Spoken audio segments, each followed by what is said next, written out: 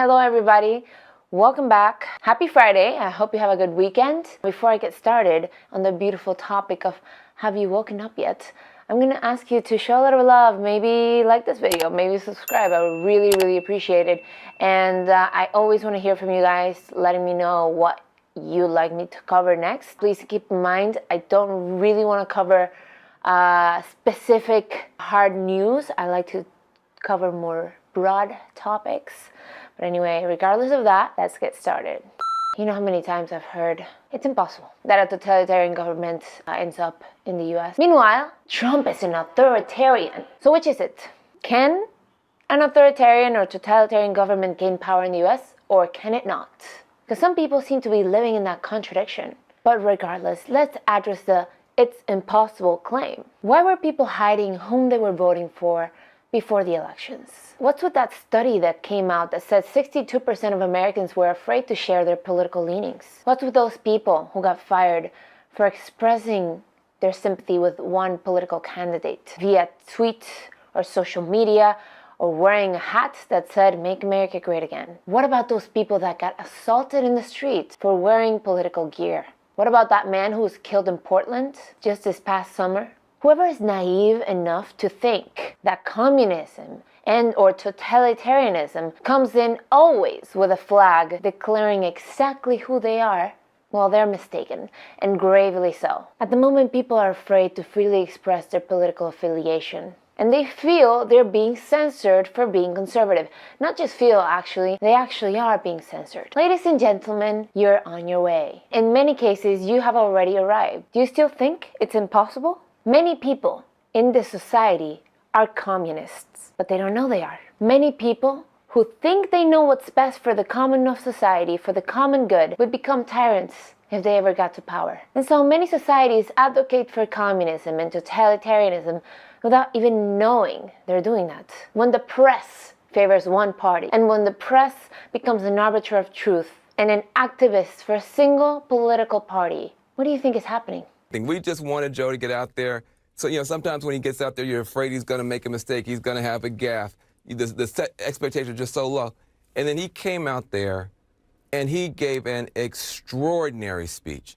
It was an extraordinary speech. And we were prepared for it to be a terrible speech. As long as he didn't embarrass himself, we were going to come out here and praise it. You don't have to make nothing up tonight. You don't have to make nothing up tonight. It's impossible. It can never happen here. The press censors and reports half-truths. Same with big tech. They act out of the interest of one party. I'm sorry to tell you, but this is resembling communism more and more every single day. The press has been planting hate and anguish overtly against Republicans for the last 4 years.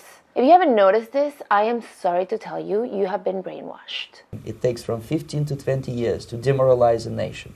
Why that many years? Because this is the minimum number of years which requires to educate one generation of students in the country of your enemy, exposed to the ideology of the enemy. In other words, Marxism-Leninism ideology is being pumped into the soft heads of at least 3 generations of American students without being challenged or counterbalanced by the basic values of Americanism, American patriotism. The result you can see. Most of the people who graduated in the 60s, dropouts or half-baked intellectuals, are now occupying the positions of power in the government, civil service, business, mass media, educational system. You are stuck with them. You cannot get rid of them. They are contaminated. They are programmed to think and react to certain stimuli in a certain pattern. You cannot change their mind, even if you expose them to authentic information, even if you prove that white is white and black is black. You still cannot change the basic perception and the logic of behavior. In other words, these people, the process of demoralization is complete and irreversible. To get rid society of these people, you need another 20 or 15 years to educate a new generation of patriotically minded and common sense people who would be acting in favor and in the interests of the United States society. Press has been telling you for 4 years that Trump supporters are racists. that they're hicks, that they're homophobes, that they're ignorant, that they're idiots. The credulous boomer Rube demo that backs Donald Trump, that wants to think that Donald Trump's a smart one, and y'all elitists are dumb. You elitists with your geography and your maps and your spelling, even though your math and your reading. Yeah, you're reading, you know, your geography, knowing other countries, sipping your latte. All those lines on the map. Only them elitists know where Ukraine is. I've spoken to some Cubans. You know what that reminds them of? Castro used to do with his political opponents. Castro used to call them escoria, human waste, gusanos, worms, just all the names. And some Cuban citizens would repeat like parrots because they had also been brainwashed into believing these people that were against the Communist Party were against their own country and therefore against the interests of the Cuban society. Everybody was totally convinced that Castro was the worst guy in the world, that all the Cuban people were going to rise up in rebellion against Fidel Castro. They had forgot that he educated their kids, gave them health care, totally transformed the society. You know, not to say that Fidel Castro or Cuba are perfect. They are certainly not. But just because Ronald Reagan dislikes these people does not mean to say that the people in their own nations feel the same way. Think about it. Has it always been this way for Americans? Was one party always afraid of wearing political gear, of wearing their party colors, of wearing their candidate slogan? There will be those that will say, none of that is happening. The Republicans are not being assaulted or bullied into submission. None of that is happening. You're living in a fantasy world. There's violence across the whole country. Do you disavow the violence from Antifa that's happening in Portland right now? There's riots. That's a myth that's being spread only in Washington, D.C. About Antifa in Portland? Yes. Sir, there's videos everywhere online. There's fires and riots. They're throwing fireworks at federal officers. DHS is there. Look online. It gets crazy, Mr. Nadler. Those people that are saying that are walking around under a veil of ignorance. And I suspect most of them want to keep it that way.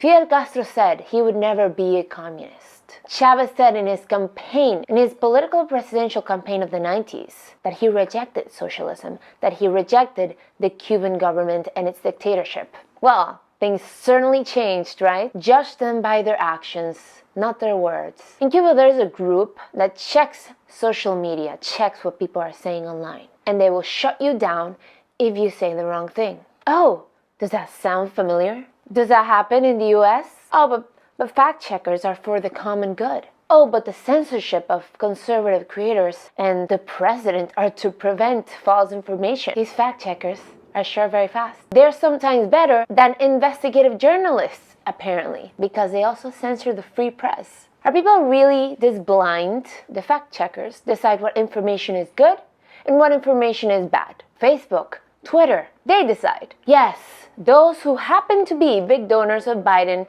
and the Democratic Party. Here's the takeaway there, and I want you to do your own research. Take a dartboard, take any of the senior executives at Google, Facebook, or Twitter. Okay, place their names on a dartboard. Throw the dart. Any name you hit is going to be not only a liberal, but a far left activist. Every single one. Oh, but that wouldn't affect their judgment, right? If you're a Democrat and you're defending this type of censorship because of the common good, think again. Notice how things didn't start out this way. The goalpost has shifted further and further through this whole year, and the censorship will touch you too. Look at the combination of things.